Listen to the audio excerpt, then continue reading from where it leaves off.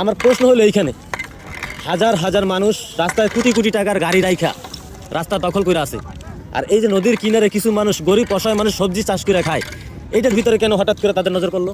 Guys, আমার এই বড় ভাইয়ের একটা প্রশ্ন করবো, প্রশ্নের উত্তরটা আমি সঠিক উত্তর চাই, ঠিক আছে? আমার এক ক্লোজ বড় ভাই, আমার সিনিয়র পার্সন। আসসালামু আলাইকুম ভাই। ভাই ভালো আছেন? আলহামদুলিল্লাহ ভাই। ভাই আমি একটা কথা বলবো, সঠিক উত্তর দিবেন আমাকে। অবশ্যই। আচ্ছা, আপনারা তো সিটি কর্পোরেশনের উদ্যোগেই তো আপনারা আসছেন, তাই না? এটা সিটি কর্পোরেশনের উদ্যোগ প্লাস আমাদের নিজস্ব উদ্যোগ, আমাদের যুব সমাজের উদ্যোগ। আচ্ছা, তো আমার প্রশ্ন হলো এইখানে হাজার হাজার মানুষ রাস্তায় কোটি কোটি টাকার গাড়ি রাইখা রাস্তা দখল করে আছে, আর এই যে নদীর কিনারে কিছু মানুষ গরিব অসহায় মানুষ সবজি চাষ করে খায়, এইটার ভিতরে কেন হঠাৎ করে তাদের নজর পড়লো? এখানে কোনো মাটি আছে?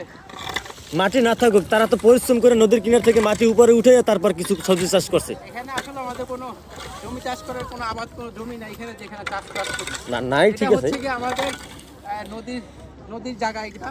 হ্যাঁ, এখানে পাকা দিয়ে হয়েছে, বেড়িবাঁধ দিয়ে হয়েছে, হ্যাঁ, যাতে এগুলো দেওয়া আছে মানুষজনের বন্যা আক্রান্ত না হয়, বন্যা কবলিত যেন না হয়, এর জন্য এগুলো দিয়েছে। এখানে কোনো জমি চাষ করার জন্য এটা দেওয়া হয় না। ঠিক আছে, তারপরে গাছ লাগানো তো ভালো, গাছ লাগানো ভালো, গাছ লাগান, বড় বড় গাছ লাগান।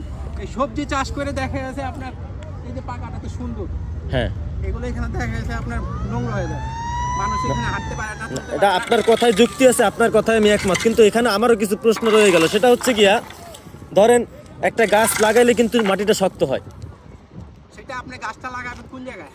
ধরেন আমি এখানে কোনো রকম কোনো পজিশন, বেড়িবাঁধ দেওয়া হয়েছে, আপনি কোথাও দেখছেন বাংলাদেশে কোনো আগান আছে কিনা যে দেখছেন যে এখানে যে বেড়িবাঁধ দিয়েছে, বেড়িবাঁধের মাঝখানে পাকার মধ্যে গাছ লাগায় না, আপনার কথা যুক্তি আছে ভাই, তারপরও জমি চাষ করবে, এই যে যখন উগনা মাস হবে তখন নিচে করবে না, এটার উপরে করবে কেন? না এখানে করছে, রাস্তায় করবে কেন?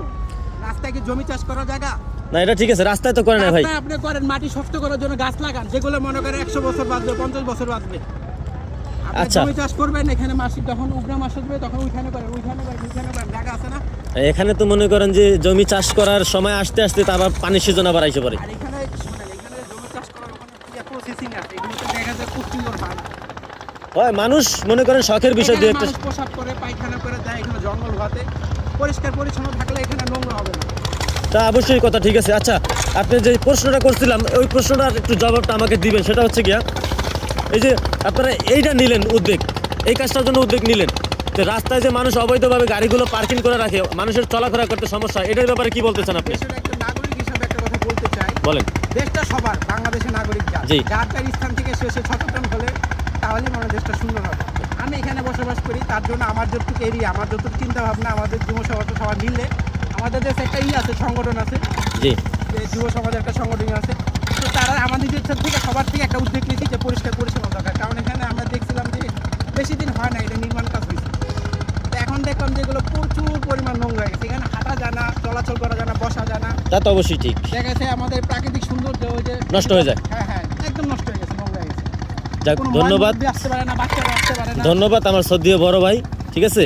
আপনার কথা শুনে ঠিক আছে, আপনিও ঠিক আছে, জানতে চাচ্ছেন যে আসলে মূলত কোনটা সুবিধা কোনটা অসুবিধা। অবশ্যই এটাও জানার তো প্রয়োজন আছে, যেহেতু আমাদের দেশের নাগরিক, তাই না? যাই হোক, অসংখ্য ধন্যবাদ ভাইজান আপনাকে কথাগুলো সুন্দর করে বুঝিয়ে বলার জন্য। আর সবাই ভালো থাকবেন, সুস্থ থাকবেন। বড় কথা কি, পরিষ্কার পরিচ্ছন্নতা ইমানের অঙ্গ, তার জন্য আমরা পরিষ্কার পরিচ্ছন্নতার কাজটা করতেছি। সেটা ডেফিনিটলি আমাদের কোনো লাভের জন্য না, বেনিফিটের জন্য। লাভ একটাই, দেখা গেছে পরিবেশ সুন্দর থাকবে, আমাদের দেশটা সুন্দর থাকবে, যার যার স্থান থেকে। অসংখ্য ধন্যবাদ, অসংখ্য ধন্যবাদ বড় ভাই আপনাকে, অসংখ্য ধন্যবাদ। সবাই ভালো থাকবেন, সুস্থ থাকবেন। আর বিশেষ করে যারা রাস্তায় গাড়ি পার্কিং করে রাখেন অবৈধভাবে, তাদেরকে বিনোদভাবে অনুরোধ করবো, আপনারা গাড়িগুলো আপনাদের গ্যারেজে রাখার চেষ্টা করেন, সেফ জায়গায় রাখার চেষ্টা করেন। সরকার অনেক জায়গা দিয়ে রাখছে আপনাদেরকে গাড়ি পার্কিং করার জন্য, কিছু টাকা খরচ করলে গাড়ি পার্কিং রাখতে পারবেন, ঠিক আছে? আপনারা কি করেন, টাকা বাঁচানোর জন্য রাস্তায় গিয়া গাড়িগুলো অবৈধভাবে পার্কিং করেন, মানুষের চলাফেরা করতে সমস্যা হয়। যাই হোক গাইস, কথা বেশি বাড়াবো না, যদি কোনো কথা ভুল হয় অবশ্যই ক্ষমার দৃষ্টিতে দেখবেন। আক্তার ভাই, আপনি কি রাগ করছেন আমার কোনো কথায়? না, আমি রাগ করি নাই, আমি আসলে স্বাচ্ছন্দ্যবোধভাবে কথা বলছি। দেখা যাচ্ছে যদি আপনার কোনো ভুল ত্রুটি থাকে বা অথবা যার কিছু থাকে, এর জন্য সেই অনুযায়ী আমি কথা বলছি। সেটা দর্শক কমেন্টে জানাবেন, ঠিক আছে?